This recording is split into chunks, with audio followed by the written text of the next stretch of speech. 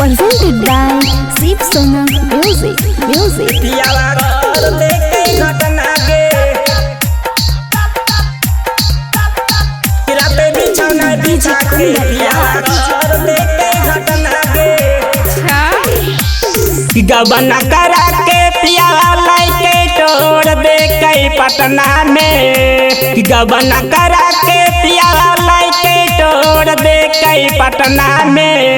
राते बिछौना बिछा के पियावा घर देखे घटना गे राते बिछौना बिछा के पियावा घर देखे घटना गे चूमा चाटी करे पियावा चूस लेके होठा ललिया गे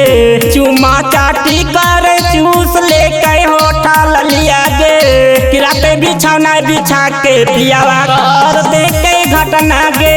राते बिछौना बिछा के पियावा घर देखे घटना गे DJ Kundar पियावा घर देखे घटना गे Chiri राते बिछौना बिछा के पियावा घर देखे घटना सखी बहरफ लगल कमर के नीक जवानी हाके छे तर गे सखी लहंगा उठा के पियावा गहरे पवित्र गे सखी बहरफ लगल कमर के नीक जवानी हाके छे तर गे सखी लहंगा उठा के पियावा गहरे पवित्र गे रोजया भाडोज ले है मरहा तय मतिया गे रोजया भाडोज ले है मरहा तय मतिया गे राते बिछौना बिछा के पियावा घर देखे घटना गे राते बिछौना बिछा के पियावा घर देखे घटना गे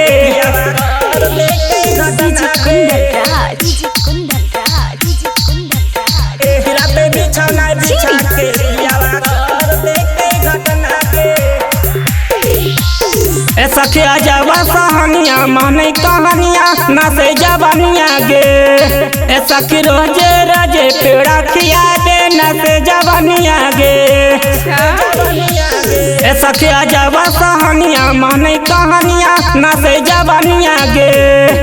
सखी रोजे रोजे पेड़ा खिया दे ना से जवानिया गे